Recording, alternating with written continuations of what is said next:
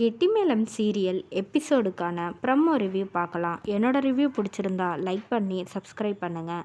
ப்ரமோவில் என்ன நடக்குது, மகேஷ் அஞ்சலியை சீக்கிரமாக வீட்டுக்கு கிளம்ப சொல்கிறாங்க. அப்புறமா கிளம்பி எல்லாருமே அஞ்சலியும் மகேஷும் வீட்டுக்கு வராங்க. அப்போ என்ன பண்ணுறாங்கன்னா, அஞ்சலிக்கு ஃபீவர் வந்துடுது. உடனே ஹாஸ்பிட்டலுக்கு அழைச்சிட்டு போன மகேஷ் டாக்டர் அஞ்சலி ஸ்ட்ரெச்சரில் படுக்க வச்சு ஸ்டெத்தஸ்கோப்லாம் வச்சு செக் பண்ணுறாங்க. மூச்சை இழுத்து விடுங்க அப்படின்னு சொல்லி செக் பண்ணும்போது இதையெல்லாம் பார்த்த மகேஷ் ரொம்பவே டென்ஷன் ஆகுறாரு. அஞ்சலியோட கை விரலெல்லாம் பிடிச்சி பிளட் சர்க்குலேஷன்லாம் நல்லா தான் இருக்குது, வேறு ஒன்றும் பிரச்சனை இல்லை, உங்களுக்கு ஃபீவர் மட்டும்தான், நான் மெடிசன் எழுதி தரேன், இதை 2 நாளைக்கு நீங்கள் போட்டிங்கன்னா எல்லாமே சரியாயிடும் அப்படிங்கிற மாதிரி சொல்லிடுவாங்க. மெடிசன்லாம் எழுதி கொடுப்பாங்க. அப்போ அஞ்சலி மகேஷும் வாங்கிட்டு வெளியில் வராங்க. மகேஷ் என்ன பண்ணுறாருனா, அஞ்சலியை நீ கொஞ்சம் நேரம் இங்கேயே வெயிட் பண்ணு, எனக்கு இந்த டேப்லெட் மேலே ஒரு டவுட் இருக்குது, அதனால் நான் டாக்டர்கிட்ட கேட்டுட்டு வந்துடுறேன் அப்படின்ட்டு அவர் மட்டும் உள்ளே போகிறாரு. போனோடனே டாக்டர் கையை பிடிச்சி முறிக்கிறாரு. இங்கே பாரு, நீ இந்த கை தானே என்னோட அஞ்சலி தொட்டது, என்னை தவிர என் அஞ்சலியை யாரும் தொடக்கூடாது, விரல் பட்டாலே நான் உண்டு இல்லைன்னு பண்ணிவிடுவேன், நீ அஞ்சலியை தொட்டு தொட்டு பேசுகிறல்ல, இன்றைக்கி உனக்கு இருக்குது அப்படின்னு சொல்லி கையை பிடிச்சி பயங்கரமாக வலிக்கிற மாதிரி அப்படியே முறிச்சு விட்டுடுறாரு. அதுக்கப்புறம் அங்கேருந்து மகேஷ் அஞ்சலியை கூப்பிட்டுட்டு வீட்டுக்கு வந்துடுவாங்க. அஞ்சலிக்கு சமைச்சி மகேஷ் ஊட்டி விடுறாரு. அப்போ அஞ்சலி கண்ணிலேருந்து தண்ணி வரும்போது, என்ன சாப்பாடு காரமாக இருக்கா அப்படின்னு கேட்க, இல்லை இது காரத்தால் வந்த கண்ணீர் கிடையாது, எனக்கு உங்கள் மேலே உள்ள அஃபெக்ஷனால் வந்த கண்ணீர் அப்படின்னுங்கிற மாதிரி சொல்லிடுவாங்க. அதுக்கப்புறம் தண்ணியெல்லாம் அஞ்சலிக்கு குடிக்க கொடுத்துட்டு சாப்பாடெல்லாம் எடுத்து வச்சிடுறாங்க. அதுக்கப்புறம் என்ன நடக்குதுன்னா, வெற்றியை தான் காமிக்கிறாங்க. வெற்றி என்ன பண்ணுறாருனா, அடிபட்ட மாதிரி கையில் கட்டெல்லாம் போட்டுக்கிட்டு துளசி வீட்டுக்கு வருவாங்க.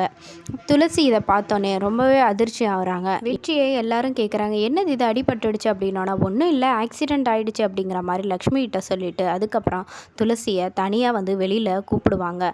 துளசியும் போனோடனே, இங்கே பாருங்கள், நீங்கள் செட் பண்ண ஆள் என் கையை முறிச்சிட்டான், அதோட என் காலும் டேமேஜ் ஆகிடுச்சு, நீங்கள் தானே ஆள் செட் பண்ணீங்க அப்படின்னு சொன்னோன்னே, ஐயோ நான் சும்மா உங்களை கேட்க தான் சொன்னேன், அவர் இந்த மாதிரி அடிச்சிட்டாரு போல இருக்குது அப்படின்னோன்னே, எனக்கு தெரியாது, நீங்கள் தான் என்னை ஹாஸ்பிட்டல் கூப்பிட்டு போய் ட்ரீட்மெண்ட் எல்லாம் பண்ணணும் அப்படிங்கிற மாதிரி சொல்லிடுவாங்க. அதுக்கப்புறம் வெற்றி என்ன பண்ணுறாருனா, முன்னாடியே ஹாஸ்பிட்டலில் உட்காந்துக்கிறாரு. டாக்டர்கிட்ட பேசி வச்சிடுறாங்க. இப்போ ஒரு பொண்ணு என் கூட வருவாங்க, அவங்கக்கிட்ட எனக்கு கையெல்லாம் முறிஞ்சு போச்சு, என்னை ஒரு 4-5 நாளைக்கு கேர் எடுத்து பார்த்துக்க ஆள் வேணும் அப்படிங்கிற மாதிரி நீங்கள் சொல்லிடணும், உங்களுக்கு நான் எவ்வளோ காசு வேணாலும் தரேன் அப்படிங்கிற மாதிரி பேசிடுவாங்க. உடனே சரி நீங்கள் சொன்ன மாதிரியே செய்கிறேன்னு டாக்டர் சொன்னோன்னே வெற்றி வெளியில் துளசிக்காக வெயிட் பண்ணுவாங்க. துளசி கரெக்டாக வந்துடுறாங்க. அப்போ வெற்றி என்ன பண்ணுறாருனா, ஐயோ அம்மா கையை வலிக்குது, காலை வலிக்குது, நான் உங்கள் தோள் மேலே கை வச்சுக்கிறேன், என்னை அப்படியே தாங்களாக கூட்டிகிட்டு போகிறீங்களான்னொன்னே, இருங்க ஒரு நிமிஷம் அப்படின்னு சொல்லிட்டு துளசி என்ன பண்ணுறாங்கன்னா, வீல் சேர் இருக்கும், அதை எடுத்து இதில் உட்காருங்க அப்படின்னோடனே, இல்லை இல்லை நான் நடந்தே வரேன் அப்படின்னு சொல்லிட்டு துளசி பின்னாடியே வெற்றி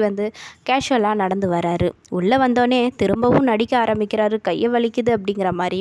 அப்போ டாக்டர் செக் பண்ணுறாங்க.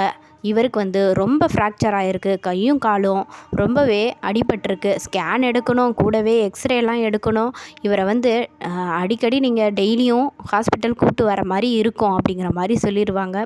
அது மட்டும் இல்லாமல் கூடவே இருந்து அப்பப்போ இவரை பார்த்துக்கிற மாதிரியும் இருக்கும் அப்படின்னோடனே, வெற்றிக்கு நம்ம சொன்ன மாதிரியே சொல்லிட்டாரே டாக்டர் அப்படின்னு ரொம்ப ஹாப்பியாக இருப்பாங்க. துளசி என்னடா பண்ணுறது அப்படிங்கிற மாதிரி ஒரு பக்கம் யோசிச்சுக்கிட்டே வராங்க. துளசி முன்னாடி போயிட்டுருக்கும்போது வெற்றி என்ன பண்ணுறாருனா, டாக்டர் சொன்னதை கேட்டிங்களா, எனக்கு ரொம்ப உங்களால் தான் அடிபட்டுச்சு, அதனால் நீங்கள் தான் என்னை பார்த்துக்கணும் அப்படிங்கிற மாதிரி சொன்னேன், என்ன இப்படியெல்லாம் பேசுகிறீங்க அப்படின்னோடனே, எனக்கு வேறு வழியே இல்லை, இதோட நான் வீட்லேயும் போக முடியாது அப்படிங்கிற மாதிரி வெற்றி துளசிக்கிட்ட பேசிக்கிட்டே இருக்காங்க. சரி ஓகே பார்த்துக்கிறேன் அப்படிங்கிற மாதிரி துளசி கடைசியில் சொல்லிடுவாங்க.